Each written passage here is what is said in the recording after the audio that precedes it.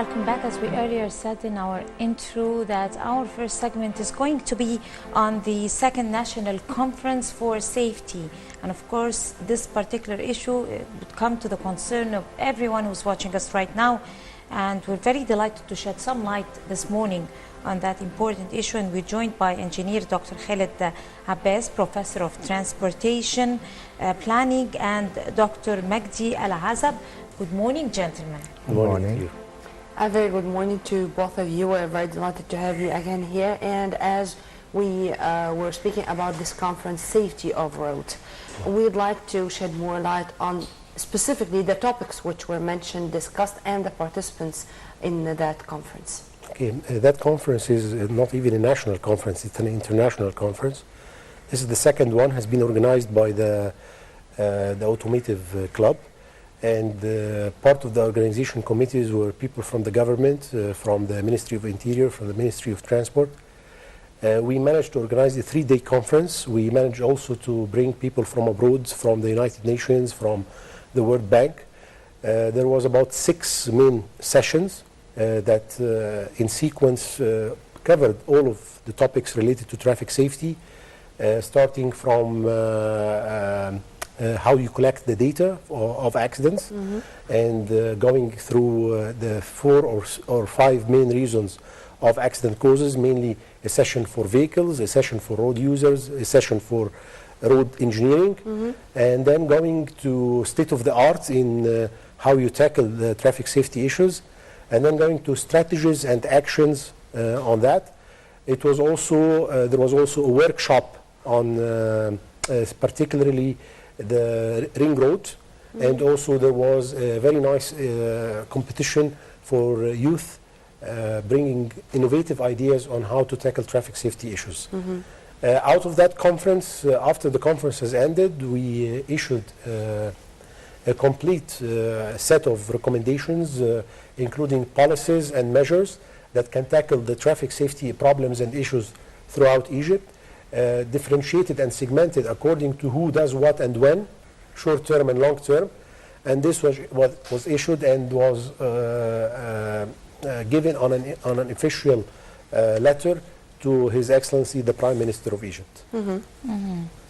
Right. If you could also talk to us about the participants and how they were chosen and the criteria by which you can detect or state that this is a crisis or an accident zone and dangerous.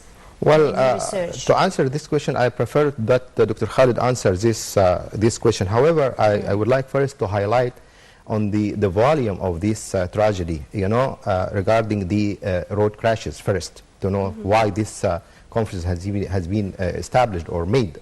The volume of the tragedy is that the road crashes is not a local crisis.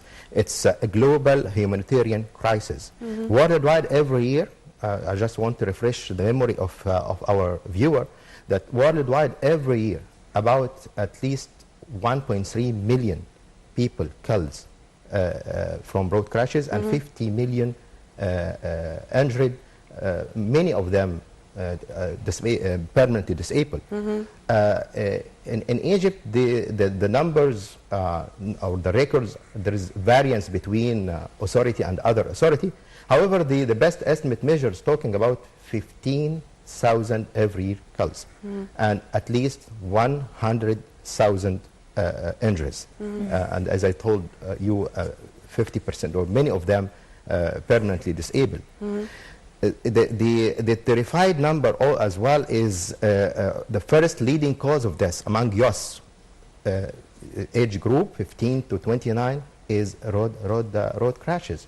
So there is what we call it a reason for collective effort from different parties, from government, for NGOs, from private sector, to collaborate effort in order to start doing corrective action or safety measures to face this tragedy or this crisis. So I might refer to your question to Mr. Khaled, to Dr. Khaled, to answer. Dr. Khaled, Dina was asking about the participants. I would like also to continue with the recommendations. I mean, can those recommendations be implemented on all the countries or on all the participants? I mean, I think relatively circumstances are different, or the factors behind the accidents or crashes are also different. So how the recommendations of such a conference can be implemented onto all? Okay. First of all, regarding the participants, we had a very good audience. I mean, this was a 3-day conference. In general, in Egypt, when you have a conference, the first day is very popular, and then the second and the third day is not very popular. However, we had all of the 3 days a very good attendance. Attendance were from government officials, from Ministry of Education, Ministry of Interior, And Ministry of Transport, Tourism, of course. Ministry of Tourism, of course, and also from NGOs, academicians, and practitioners.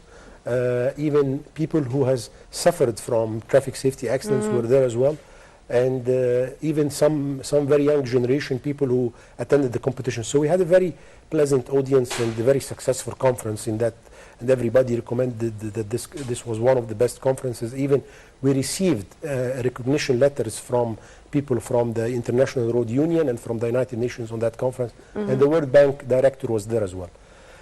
Now, regarding your question on the recommendations, basically the recommendations, I call them recommendations in terms of policies and measures. Now, many of these, what we call are generic, i.e., you need them in different even countries, in different parts.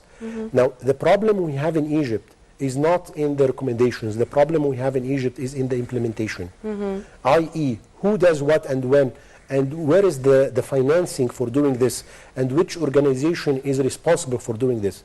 Traffic safety is a problem, not only because there is lots of fatalities out of it, but also because it's a problem that is tackled by different organizations, and hence, unless we have a very concrete coordination, or unless we have alternatively a body that has an upper hand on all of these organizations in order to implement these recommendations, we will not be successful in tackling the traffic safety issue in an efficient way. Yes, we will have the Ministry of Interior doing a very good thing in terms of laws and all that stuff. Yes, we will have the Ministry of Transport trying to improve the roads. Yes, we will have the Ministry of Health. The state in general, the government. This is, as you are saying, this even their standard daily responsibilities. Yes. But we need to establish the real causes and the priority of these measures and policies, and the finance and the feasibility studies when to do what and where. Okay? Now, we recommended in the first recommendation, the first set of recommendation was an institutional type of recommendation, and we recommended that there must be a body, and that body, and I'm not saying, I'm repeating this in many programs, I'm saying that this body has to be headed not by just the minister. It has to be headed either by the prime minister himself or even by the president. And this happened in other countries when they wanted to tackle the traffic safety, and in order to bring that coordination between the different ministers and bodies, they have to have this body headed by a figure who has an upper hand on all of these people, so that this coordination can happen very easily and very straightforward. Also, among the safety, planning safety for lives of people, there is also the importance on planning to establish, if you're establishing a safe road, you have also to establish ambulance units and rescue units and first aid units on the road in case of any car crash or any problem that occurs. Even when the car breaks down, then units that are specialized in such an aid like that should be established also. Did the conference address any of that problems? Of course, the conference addressed all topics regarding this issue, and concerning the ambulance. Many recommendation has been put regarding improvement in the health status of how to manage or how to react after the crashes happen or the accident happen. In fact, our Egyptian ambulance has been improved in the 3-5 years, the past 3-5 years. However, we still significant. Yes, we need more improvement, and there is a positive sign has been announced recently regarding the decision of the Prime Minister to force the hospitals to receive the emergency cases during the 48 hours. This was there. You know, people who suffers from accident or who has been facing accidents, hospital were refusing them because they were claiming that they have no bed. Actually, they have. But that is something that we should not at all be proud of. I mean, that was a mistake that belongs yes, it's a correction. the ice but age. I'm talking about a positive sign. So we need to put highlight on positive sign. This is one thing. All of us have a collective responsibility toward this crisis. Not only government or not only NGO, not only private sector, or even the road user himself. And because of this, I think people awareness or spreading awareness among the people should be another factor and another priority. And I don't know why there is a surge of feelings among Egyptians when it comes to accidents, and they are calling it fate. It's our destiny. We cannot escape fate, and this is something which we cannot avoid. How to have this fine thread between destiny, which we are, or fate, which we are all have faith in, and things which can be avoided, things which can be just taken aside from our lives. I don't believe that this is this fate issue is completely misleading. Everything. Our religion said everything through sciences, and you have to develop sciences, and you have to do planning, and you have to plan everything you want to do. So many countries in the world has, and especially, for example, Scandinavian, Japan, and Netherlands, they even have in their target, in their vision for traffic safety, to reach 0 accidents. Believe it or not, these people are reaching 0 accidents, and to the extent that they also, how they achieve this? They achieve this by doing something very interesting.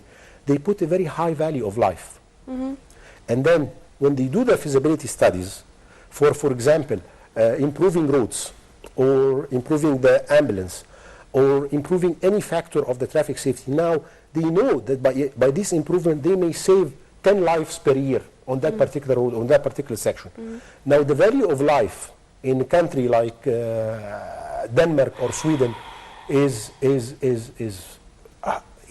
what can I say, is I think it was 150,000 euros, something like that. So if you put that, it's priceless. And human life is priceless, as you said. Until now, this is one of the recommendations that we have said.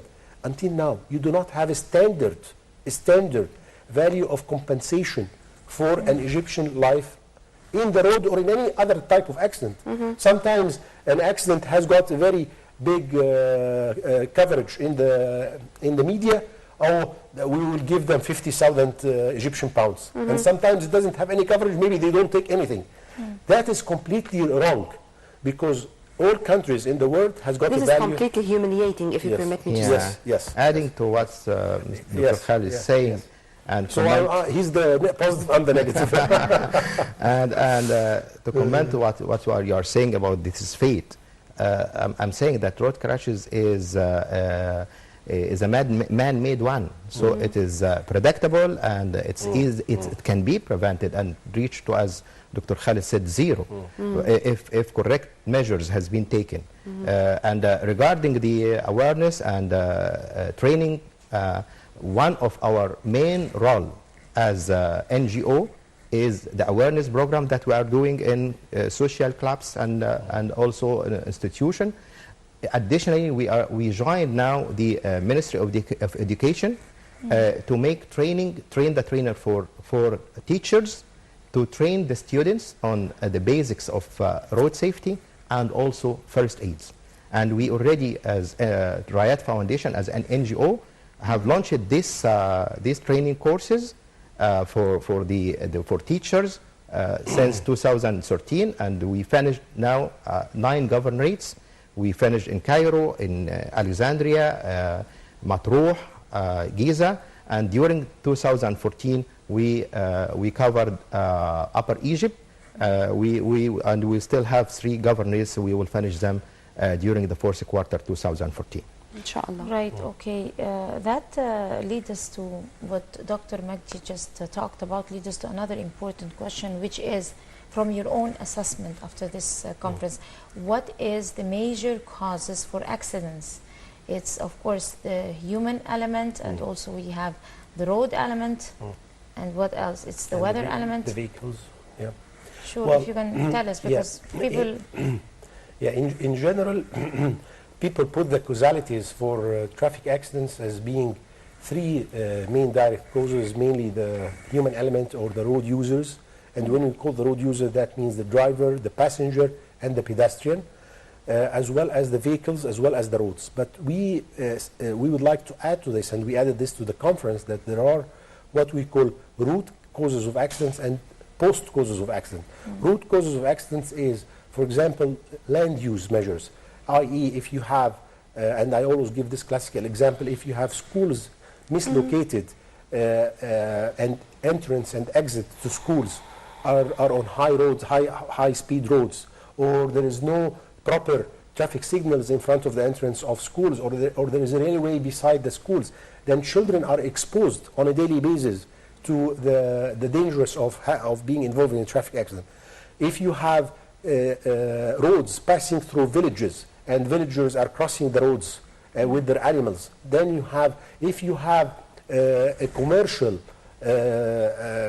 place where it doesn't have a service road, but it is on the main road directly, all of these are potential threats to accidents, and this is what we call land use management. This is a route accident. Sir. It's chaotic planning. If you have the planners and the implementation of the plans from the beginning, thinking that how I implement or how I choose my land use and how I choose the locations with a traffic safety at the back of their minds, this is what we call sustainable planning, which takes safety into account. Then you can actually eliminate in the future and not in the past at least 50% of what can be expected just by proper land use planning. Proper transportation planning, i.e. we all know that many of the accidents happens on the roads. Now, if 95 to 98% of our daily trips are done by roads and not done by railways and not done by river, despite that we have railways and river transport, then what do you expect? The exposure is higher to traffic accidents. Of course. Then you have the three main causes, which is the road user, and many people has put on the road user about 60 or 70% of the blame. And the road user has to be blamed in many accidents, but the figure exactly or the percentage, I don't believe that it is the very correct figure. It needs further studies and it needs proper data collection on site. In the West and in other countries, when an accident happens, you have something called an accident investigation team. When this accident investigation team it's very high skilled team where they go and really identify the causality, because it's very easy to blame a guy who might have died already in the accident and say that he was the one who caused the accident. It's very easy to blame the human factor, because the other factors, if you blame them, remember, behind them there are officials. If you blame the roads, then the road authority is the official. Sir, let's be practical and on the ground.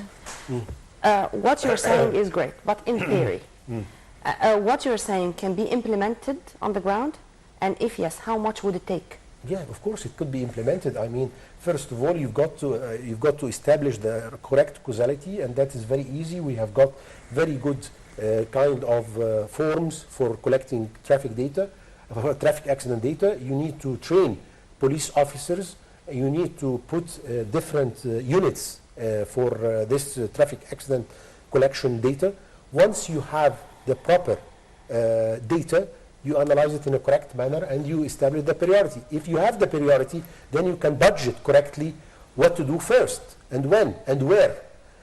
For example, another thing that has been brought into the discussion, there is something very common, we call it black spot treatment. Black spot treatment is exactly what you have just said. Have a map, we can do this together now. Have a map of Egypt with its roads, and then somebody will tell me where the accident has happened, and then I put, if the accident has got a fatality, I put a black pin. Then the part which has the most black pins, we call it the black spot. This is an area where we go as planners and as engineers, and we survey it, and we bring it back to the office, and then we tackle the engineering problems or the crossing problems of pedestrians, for example, if that accident involved pedestrians. So many things we can do as quick wins, yes, but quick wins will definitely solve part of the problem, but will not solve the problem or not relieve the problem over the long term. Over the long term, we have to establish that particular unit with a proper leadership and with a proper budget, and we have to put this as a priority. I mean, this is lives.